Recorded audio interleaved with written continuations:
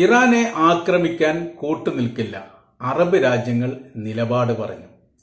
പല ഘട്ടങ്ങളിൽ രഹസ്യവും പരസ്യവുമായ രീതിയിൽ അറേബ്യൻ രാജ്യങ്ങളോട് അമേരിക്ക നേരിട്ട് തന്നെയാണ് ഇറാൻ ആക്രമിക്കാൻ വേണ്ടി സഹകരിക്കണം എന്നാവശ്യപ്പെട്ടത്. ഇപ്പം എന്നല്ല, കുറെ വർഷങ്ങൾക്ക് മുൻപേ ഈ കാര്യങ്ങൾ ഇങ്ങനെ അമേരിക്ക നിരന്തരം എന്ന് പറഞ്ഞ പോലെ അറബ് രാജ്യങ്ങളോട് പറയുകയും സമ്മർദ്ദത്തിലാക്കുകയും ചെയ്തിട്ടുണ്ട്.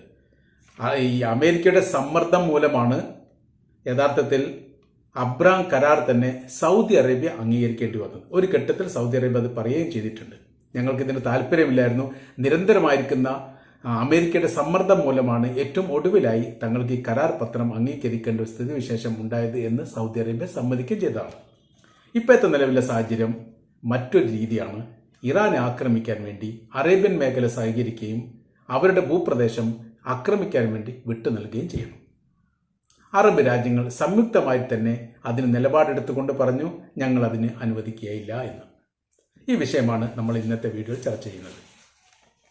നമുക്കറിയാം, ലോകം ഒരു ഭീകരമായിരിക്കുന്ന യുദ്ധം കാണുകയും അനുഭവിക്കുകയും ചെയ്തിട്ട് വർഷങ്ങളായി. ഉക്രൈനുമായിട്ട് ബന്ധപ്പെടുന്ന സമയത്താണെങ്കിൽ അത് 3 വർഷം കഴിഞ്ഞു 4ാം വർഷത്തിലേക്ക് പ്രവേശിക്കുന്നു. പാലസ്തീനുമായിട്ട് ബന്ധപ്പെട്ട വിഷയമാണെങ്കിൽ അത് 1.5 വർഷത്തിലേക്ക് എത്താൻ പോവുകയാണ്. ഈ 2 യുദ്ധവുമായി ബന്ധപ്പെട്ട് രണ്ടിൻ്റെയും ശത്രുപക്ഷത്ത് നിൽക്കുന്നത് യഥാർത്ഥത്തിൽ അമേരിക്കയാണ്. അമേരിക്ക ഏതെങ്കിലും രീതിയിലുള്ള സഹായങ്ങൾ അനുഭവിക്കുന്ന രാജ്യങ്ങൾക്ക് ചെയ്തു കൊടുക്കുന്നുണ്ട് എന്നുള്ളത് യാഥാർത്ഥ്യമാണ്. എന്നാൽ ഇവിടെ ഒന്നും അമേരിക്കയ്ക്ക് വിജയിക്കാൻ വേണ്ടി സാധിക്കുന്നില്ല എന്നുള്ളതാണ്. ഉക്രൈനും റഷ്യയും യുദ്ധം പാലസ്തീനും ഇസ്രായേലും തമ്മിലുള്ള യുദ്ധവുമായിട്ട് താരതമ്യം ചെയ്യാൻ പോലും പറ്റില്ല. രണ്ടും 2 രീതിയാണ്, 2 രൂപത്തിലാണ്.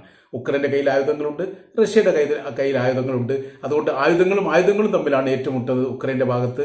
അതല്ലെങ്കിൽ സൈനികരും തമ്മിലാണ് ഏറ്റുമുട്ടുന്നത്. അവിടെ നടക്കുന്നത് അധികാര പിടിവലിക്കുള്ള അല്ലെങ്കിൽ അധികാര കസേരക്ക് വേണ്ടിയിട്ടുള്ള യുദ്ധമാണ്. ഞങ്ങൾക്ക് ഈ പ്രദേശം വേണം, അല്ലെങ്കിൽ ഈ മേഖല വേണം എന്ന തരത്തിലുള്ള നിലപാട് പറഞ്ഞുകൊണ്ടുള്ള ഒരു യുദ്ധമാണ് ഉക്രൈനും റഷ്യയുമായിട്ട് നടക്കുന്നത്.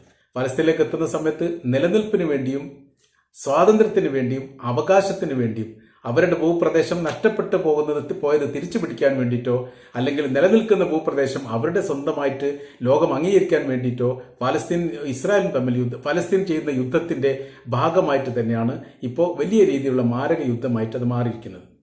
വിഷയം എന്ന് പറയുന്നത് ഇവിടെ ഒന്നും ഏറ്റവും ശക്തിയുള്ള രാജ്യങ്ങൾക്ക് അതിജീവിക്കാനോ വിജയിക്കാനോ സാധിക്കുന്നില്ല എന്ന് മാത്രമല്ല, ന്യൂനപക്ഷങ്ങളായിരിക്കുന്ന സൈനിക വിഭാഗത്തിന്റെ മുൻപിലോ അല്ലെങ്കിൽ പ്രതിരോധത്തിന് മുൻപിലോ ഇവർ തോറ്റുകൊണ്ടേയിരിക്കുന്നു നിരന്തരം എന്നുള്ളതാണ് അത്ഭുതപ്പെടുത്തിയിരിക്കുന്ന കാര്യം.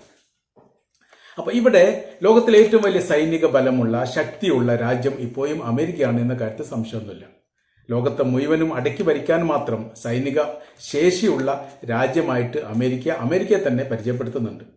എന്നാൽ അവരെ സംബന്ധിച്ചിടത്തോളം അവർക്ക് വിജയിക്കാൻ സാധിക്കാത്തത് അല്ലെങ്കിൽ അവരെ നിരന്തരം വെല്ലുവിളിക്കുന്ന ഒരു രാജ്യത്തിന്റെ പേരാണ് മുസ്ലിം റിപ്പബ്ലിക് ഓഫ് ഇറാൻ എന്ന് പറയുന്നത്. ഇസ്ലാമിക് റിപ്പബ്ലിക് ഓഫ് ഇറാൻ എന്ന് പറയുന്ന രാജ്യമാണ് മുഖാമുഖം ഒരു മുസ്ലിം രാജ്യം എന്ന നിലക്ക് അമേരിക്ക വെല്ലുവിളിച്ചുകൊണ്ടേയിരിക്കുന്നത്. റഷ്യയുടെ വെല്ലുവിളി ഒരു പരിധിവരെ അമേരിക്കക്ക് പ്രതിരോധിക്കുകയോ ഏറ്റെടുക്കുകയോ ചെയ്യാൻ വേണ്ടി സാധിക്കും. രണ്ടും ഏകദേശം തത്തുല്യ രാജ്യങ്ങളായതുകൊണ്ട്.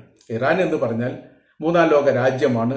ആയുധ ബലത്തിലും സൈനിക ബലത്തിലും വളരെ കുറവ് താഴ്ന്ന ഭാഗത്താണ് ഇറാന്റെ സ്ഥാനം നിലനിൽക്കുന്നത്. ആ രാജ്യമാണ് നിരന്തരം അമേരിക്കയെ വെല്ലുവിളിച്ചുകൊണ്ടേയിരിക്കുന്നത് എന്നുള്ളത് അമേരിക്കക്ക് വലിയ രീതിയിലുള്ള അപമാനമുണ്ടാക്കുന്ന കാര്യമാണ്. മിഡിൽ ഈസ്റ്റ് മേഖലയിലൊക്കെ അമേരിക്കയുടെ നിലപാടിനോട് എതിർപ്പ് പ്രകടിപ്പിക്കാൻ മാത്രം അറേബ്യൻ രാജ്യങ്ങൾ വളർന്നത് ഇറാന്റെ ശക്തി പ്രകടനം കൊണ്ടാണ് എന്നുള്ളത് യാഥാർത്ഥ്യമാണ്. മുൻപ് അമേരിക്കയുടെ പ്രസിഡന്റായിരിക്കുന്ന ഡൊണാൾഡ് ട്രംപ് ഭരിക്കുന്ന കാലത്ത് ഇറാനെ ശക്തിക്ഷയമാക്കാൻ വേണ്ടി വലിയൊരു ശ്രമം നടത്തിയിരുന്നു. അതിന്റെ ഭാഗമായിട്ടാണ് ബാഗ്ദാദിൽ വെച്ച് ഇറാന്റെ സൈനിക മേധാവി ഖാസിം സുലൈമാനിയെ കൊലപ്പെടുത്തുന്നത്. 2020 ജനുവരി 3-ാം തീയതിയാണ് ഈ ദാരുണമായിരിക്കുന്ന സംഭവം നടന്നത്. ഖാസിം സുലൈമാനെ കൊലപ്പെടുത്തുക എന്ന് പറഞ്ഞാൽ ആകാശത്തോട് വലിയ രീതിയിലുള്ള സൈനിക വിമാനം പറത്തിക്കൊണ്ട് സ്ഫോടനം നടത്തിക്കൊണ്ടാണ് കൊലപ്പെടുത്തിയത് എന്നതിനപ്പുറം ഈ കൊലപ്പെടുത്തിയ രംഗം ഡൊണാൾഡ് ട്രംപിന് നേരിട്ട് കാണണമെന്ന്, ഇന്റർനെറ്റ് വഴി കാണണമെന്ന് പറയുകയും അത് സൈനികർ കാണിച്ചു കൊടുക്കുകയും ചെയ്തു എന്നുള്ളതാണ് ഏറ്റവും വലിയ പ്രത്യേകത. ബാഗ്ദാദ് എയർപോർട്ടിൽ നിന്ന് ഇറാനിലേക്ക് യാത്ര ചെയ്യുന്നതിനിടെ എയർപോർട്ടിൽ നിന്ന് ഇറങ്ങുന്നതും അതുമായി ബന്ധപ്പെട്ട എല്ലാ കാര്യങ്ങളും രഹസ്യമായി ചോർന്നു പോവുകയോ അല്ലെങ്കിൽ ചോർത്തിക്കൊണ്ട് ഇസ്രായേൽ അമേരിക്കക്ക് നൽകുകയോ ചെയ്തു. ഈ രണ്ട് രാജ്യം കൂടി സംയുക്തമായി ചേർന്നുകൊണ്ടുള്ള ഒരു ഓപ്പറേഷൻ ആയിരുന്നു. ഖാസിം സുലൈമാനെ കൊല്ലാൻ വേണ്ടിയിട്ട് ഉയർന്നിരിക്കുന്ന വിമാനങ്ങൾ ബാഗ്ദാദിൽ നിന്നാണ്, ബാഗ്ദാദിലെ അമേരിക്കയുടെ സൈനിക താവളത്തിൽ നിന്നാണ്. അപ്പോൾ അവിടെ നിന്ന് ഉയർന്നിരിക്കുന്ന വിമാനമാണ് ഈ മേഖലയിൽ വെച്ചുകൊണ്ട് ഖാസിം സുലൈമാനെ കൊലപ്പെടുത്തിയതോടുകൂടി സൈനിക മേധാവി കൊല്ലപ്പെട്ടു എന്നതിനാൽ അമേരിക്കയുടെ ഇറാന്റെ ശക്തി പ്രഭാവങ്ങളൊക്കെ തകർന്നു പോയിരിക്കുന്നു എന്നുള്ളതും അതിജീവിക്കാൻ അവർക്ക് സാധിക്കില്ലെന്നും ട്രംപ് തന്നെ പ്രസ്താവന ഇറക്കുകയും സോഷ്യൽ മീഡിയയിൽ അത് പ്രചരിപ്പിക്കുകയും ചെയ്തു.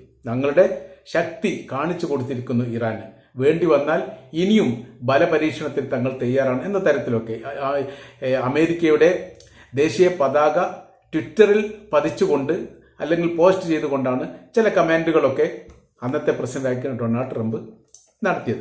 എന്നാൽ ഇറാനെ സംബന്ധിച്ചിടത്തോളം അവർക്ക് അത് വലിയൊരു ആഘാതമായിരുന്നു. അവർക്ക് അത് തിരിച്ചടി നൽകാതിരിക്കാൻ വയ്യാത്ത രീതിയിലുള്ള സാഹചര്യങ്ങൾ വന്നു. ഏറ്റവും സമുന്നതനായിരിക്കുന്ന നേതാവായിട്ടാണ് ഖാസിം സുലൈമാനി അറിയപ്പെട്ടത്.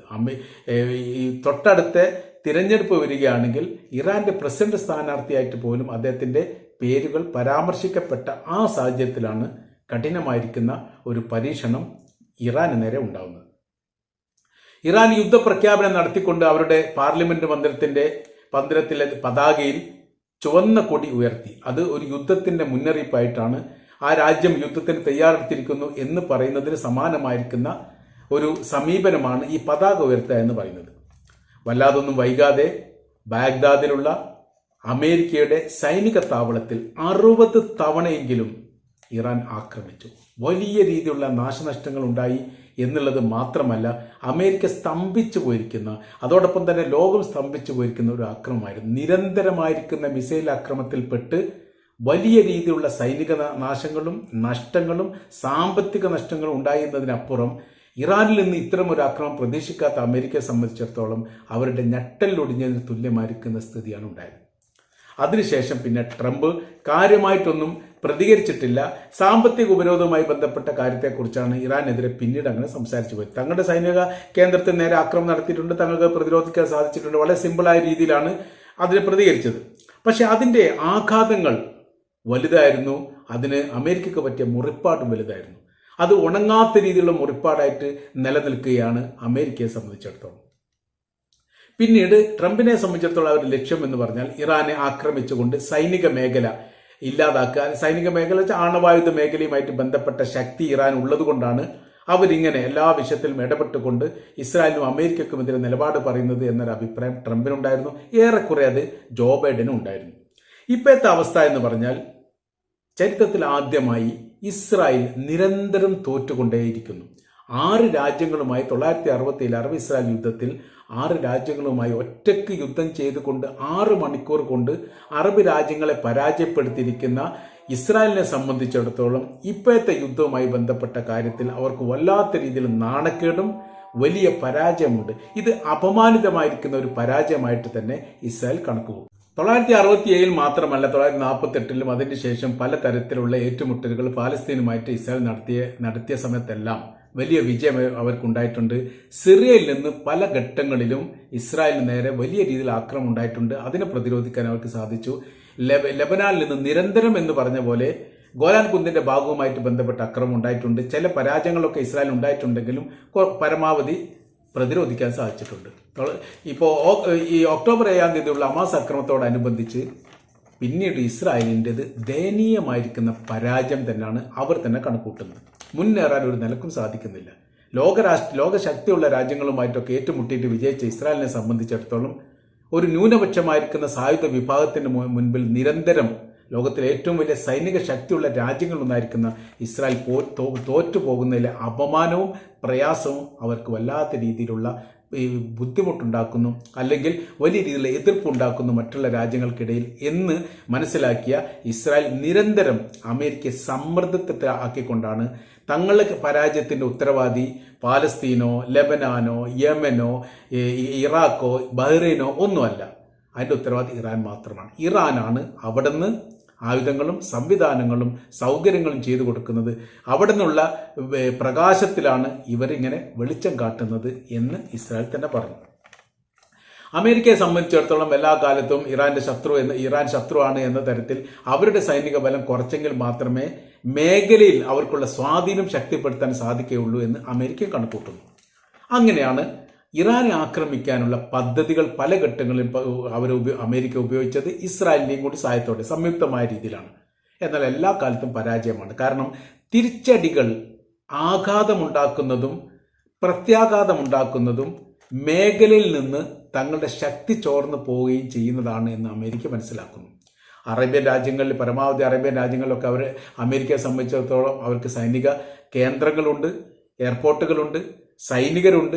അങ്ങനെ ആ മേഖല കേന്ദ്രീകരിച്ചുകൊണ്ട് നിരന്തരം ആക്രമിക്കുന്ന സമയത്ത് ആ രാജ്യം തങ്ങൾ അതിനെ അനുവദിക്കില്ലെന്ന് പറഞ്ഞാൽ പിന്നീട് പ്രശ്നങ്ങൾ മുഴുവനും അമേരിക്കയും അറബ് രാജ്യങ്ങളും തമ്മിലാവും. അതിന് അമേരിക്കക്ക് താല്പര്യമില്ല. കാരണം ഈ മേഖല വലിയ സാമ്പത്തിക മുന്നേറ്റം ഉണ്ടാക്കാൻ സാധിക്കുന്ന മേഖലയാണ് എന്നതിനാൽ അമേരിക്കയെ സംബന്ധിച്ചിടത്തോളം അറബ് രാജ്യങ്ങളുമായിട്ട് പിണക്കാൻ അവർക്ക് താല്പര്യമില്ല.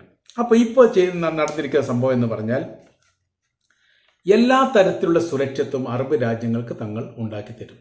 നിങ്ങളുടെ രാജ്യത്തിന് ഏതെങ്കിലും ഒരു രാജ്യം ആക്രമിക്കുകയാണെങ്കിൽ പ്രതിരോധം ഉണ്ടാക്കാൻ വേണ്ടി തങ്ങൾക്ക് സാധിക്കും എന്ന് കുവൈറ്റ് യുദ്ധവുമായിട്ട് ബന്ധപ്പെട്ട് ഇറാഖ് കുവൈറ്റെ പിടിച്ചടക്കിയവുമായി ബന്ധപ്പെട്ട് ഇറാഖിനെ മോചിപ്പിച്ച് ഞങ്ങൾ തന്നതിനോടനുബന്ധിച്ച് നിങ്ങൾക്കത് ബോധ്യപ്പെട്ടതാണ്.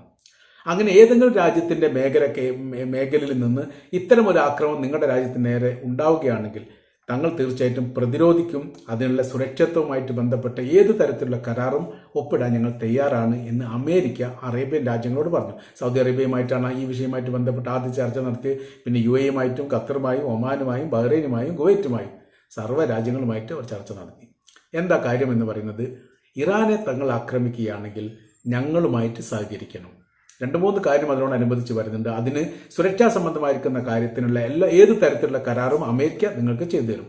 അതോടൊപ്പം തന്നെ നിങ്ങൾക്ക് സാമ്പത്തിക രീതി അല്ല പറയുന്നത്, ഈ സൈനികമായിരിക്കുന്ന ബലം ഉയർത്താൻ വേണ്ടി, അതായത് സൈനിക യുദ്ധ വിമാനങ്ങളോ യുദ്ധ കപ്പലുകളോ ആയിട്ട് ബന്ധപ്പെട്ട കാര്യങ്ങളോ ഒക്കെ ഏതെങ്കിലും രീതിയിൽ തടസ്സ കാര്യങ്ങളുണ്ടെങ്കിൽ അത് ഒഴിവാക്കാനുള്ള സംവിധാന കാര്യങ്ങൾ ചെയ്തു.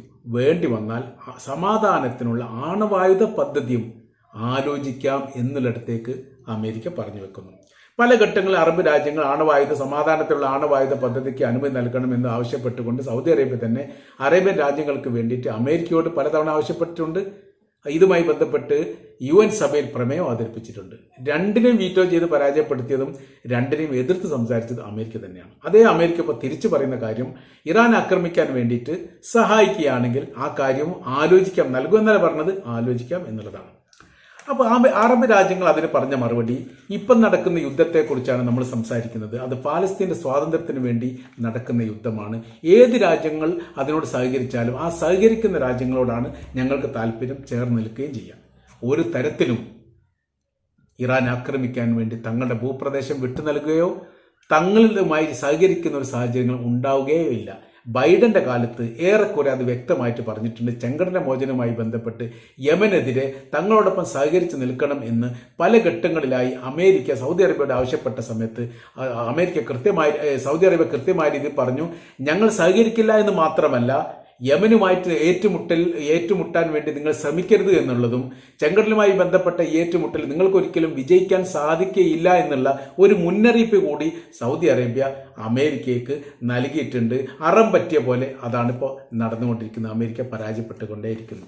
അപ്പോൾ ഇപ്പോഴത്തെ സാഹചര്യം എന്ന് പറയുന്നത് ഇറാനും സൗദി അറേബ്യയും തമ്മിൽ നല്ല സൗഹൃദമാണ്, നല്ല ബന്ധമാണ്. അറബ് രാജ്യങ്ങൾക്ക് ഇറാനോട് വലിയ താല്പര്യമാണ്.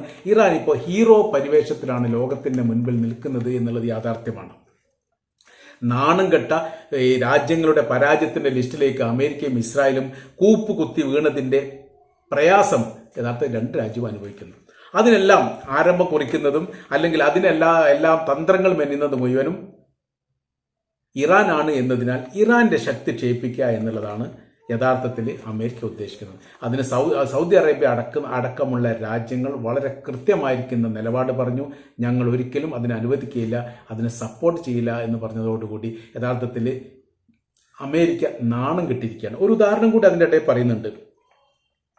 അത് ഇറാന്റെ നിലപാടിനെ കുറിച്ചുള്ള പരാമർശമാണ്. ഇറാന്റെ നിലപാട് പറഞ്ഞത്, അമേരിക്ക ഇറാഖിനെ ആക്രമിച്ച കാലത്ത് അമേരിക്ക തന്നെ ഇറാനോട് സഹായം ചോദിച്ചിരുന്നു ഇറാന്റെ ഭൂമിയിൽ വെച്ച് ഇറാഖിനെ ആക്രമിക്കാൻ വേണ്ടി. അതിന് ഇറാൻ പറഞ്ഞൊരു മറുപടിയുണ്ട്. 10 കൊല്ലത്തോളം ഞങ്ങളുമായിട്ട് യുദ്ധം ചെയ്താണ്, 8 കൊല്ലത്തോളം ഞങ്ങളുമായിട്ട് യുദ്ധം ചെയ്ത രാജ്യമാണ് ഇറാഖ്, ഞങ്ങളുടെ ശത്രു രാജ്യമാണ്. 10 ലക്ഷത്തോളം ആളുകൾ ആ യുദ്ധത്തിൽ മരണപ്പെട്ടിട്ടുണ്ട്. ഞങ്ങളുടെ ശത്രു രാജ്യം തന്നെയാണ് ഇറാഖ്. പക്ഷേ നിങ്ങൾ അതിനേക്കാളും വലിയ ശത്രുവാണ്. ഞങ്ങളുടെ ഭൂപ്രദേശത്ത് നിന്ന് അങ്ങനെ ഒരു മുസ്ലിം രാജ്യത്തെ ആക്രമിക്കാൻ വേണ്ടി ഭൂപ്രദേശം വിട്ടുകൊടുക്കില്ല എന്ന് പറഞ്ഞപ്പോൾ ഇറാന് കൃത്യമായിരിക്കുന്ന നിലപാടുകൾ ഉണ്ട് എന്ന് ലോകം അംഗീകരിച്ചത് അപ്പോഴാണ്. സമാനമായിരിക്കുന്ന സ്ഥിതി തന്നെയാണ് ഇപ്പോൾ അറബ് രാജ്യങ്ങൾ പറഞ്ഞത്. ഒരു നിലക്കും അമേരിക്കക്ക് സപ്പോർട്ട് ചെയ്യില്ല എന്നുള്ളത്. ഇവിടെ അമേരിക്ക പോലും നാണം കെട്ടിരിക്കുന്ന സ്ഥിതിവിശേഷത്തിലേക്ക് ഈ അന്വേഷണം പോലും അല്ലെങ്കിൽ ഈ അഭിപ്രായം പോലും എത്തിയിരിക്കുന്നു എന്നുള്ളതാണ് ഇതിൻ്റെ യാഥാർത്ഥ്യം.